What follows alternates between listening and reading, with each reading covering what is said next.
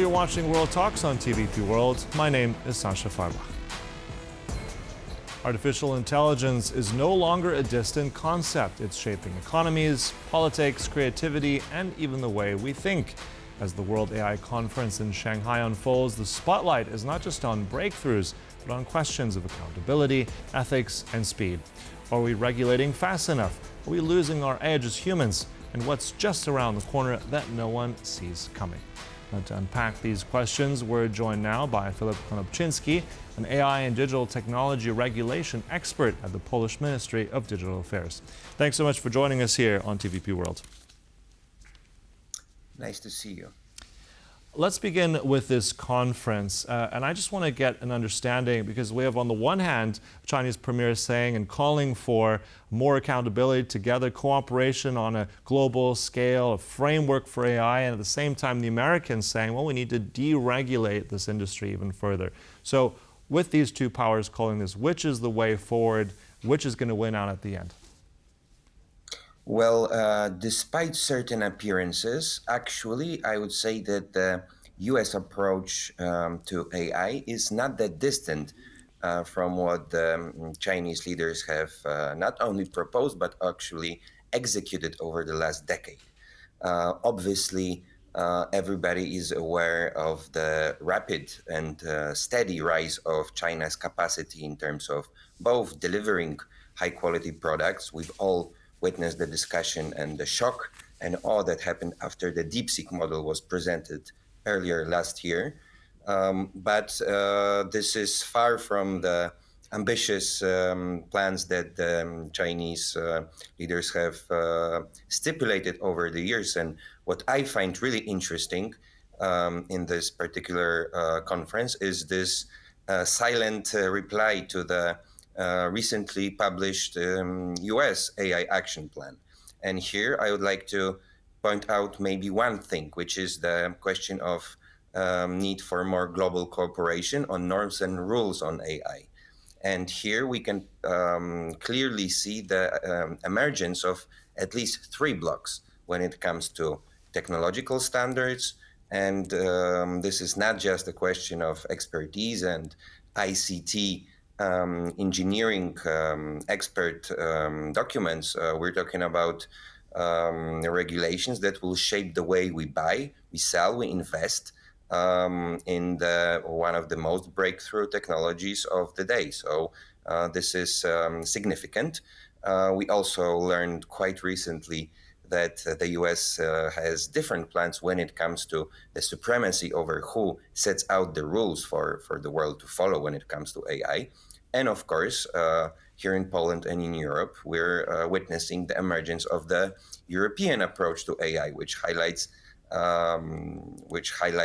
values and stability of the law, while the Chinese and also the Americans are focusing on the speed of development and deployment of such technologies. So we're witnessing a three-headed global creature arising, not just traditional arms race or because this is often the term that experts use when talking about the US-China relationship. Mm-hmm.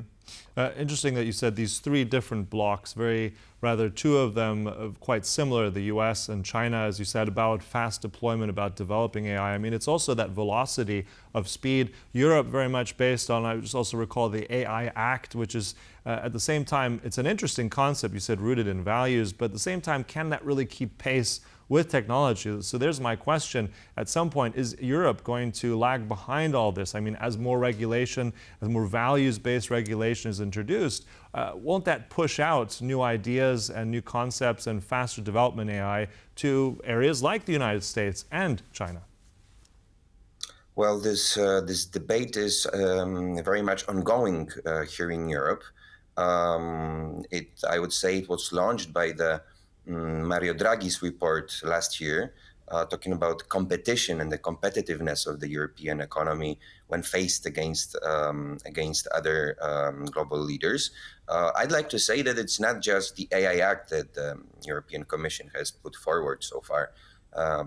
Also, quite recently, there's been a development of the so-called AI Continental Action Plan, which includes various sets of tools, mostly focused on supporting innovators by providing high-speed and affordable compute power and so-called AI factories that are yet to be launched, but the consortia have been already created, and right now the commission is deciding where to allow those supercomputers and super AI centers to form.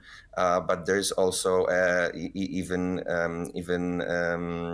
more latest news on the idea for so-called gigafactories AI, and Poland is one of the countries that has filed a and filed a willingness to fund such an initiative. So it's not just regulation, but it is true that the debate over the AI Act has raised a few eyebrows within the EU, with many companies criticizing it for going too far, while civil society organizations and many watchdogs are claiming that there are still loopholes. So we're in the middle of various discussions, not only related to regulation, but also to the best policies that could help both researchers and companies to grow, deliver more advanced products, and yes, and here we are. So it seems that this decade, apart from all these geopolitical tensions and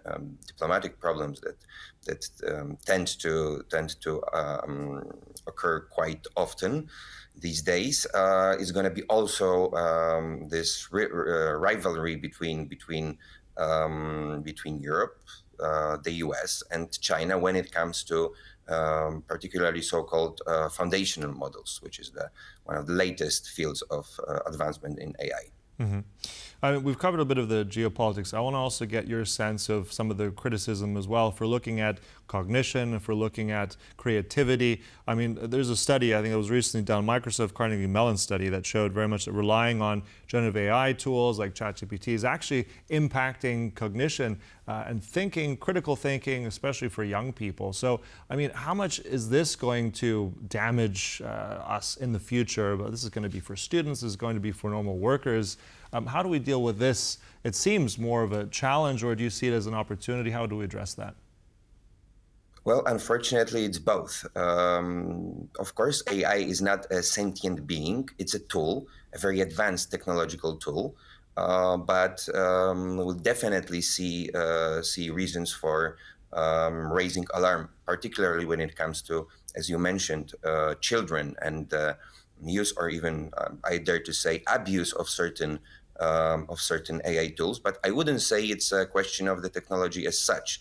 A lot of people have switched from using traditional web browsing services to AI, and at least at this point, generative AI and the most popular tools that people use these days are not really well suited for gathering news. And if you know that, obviously, you're going to combine your digital habits and sometimes do the regular browsing and then use AI as on top.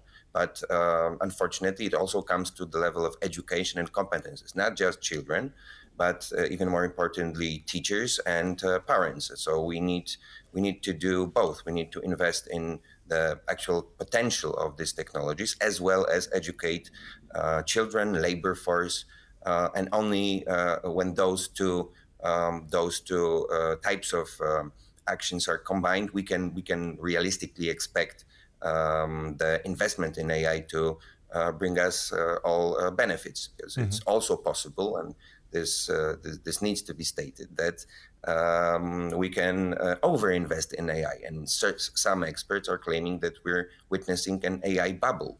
And no one wants to be the first in the room, the last in the room when the bubble bursts. So I wouldn't be as critical as some people would be, as some experts are, towards the European approach. But definitely, in order to keep up with the leaders, we need to invest more profoundly in those technologies, as well as change our educational systems so they adapt to the potentials of AI while protecting children from the threats. And this is a tough situation because we're learning about those risks and threats as we go, but we need to stay vigilant. We need to do constant monitoring, and with that approach, we can expect some pretty amazing results when it comes to, for instance, automation of some types of work or tasks. Mm-hmm.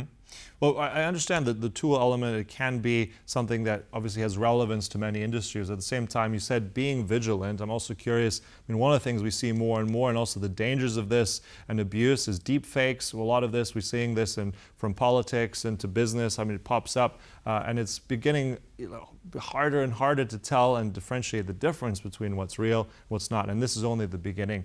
So what's your mind on this? I mean, how much of a threat is this in terms of not just business, but education, society? Can you foresee some kind of digital synthetic label? That's something that, I mean, that needs international agreement. So I'm also wondering how we address the dangers of deepfakes and this immense part of impact on our societies as well.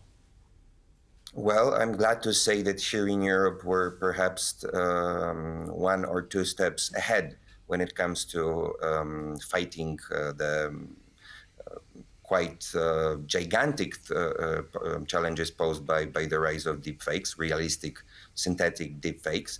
There will be an obligation to disclose this and disclose information about the synthetic content and the way it was generated, and it's introduced by both the Digital Services Act and the AI Act. So we have the regulation here in Europe, of course, that would require those companies to comply and inform all of us about the nature of any given technology. But on the other hand, we're not sure if it's going to work, if people are going to follow those obligations. And I try to stay optimistic about the potential, the possibility of state and international order to regulate this area. But at the same time, I deeply feel that we're living in quite spectacular and also challenging moment when we can no longer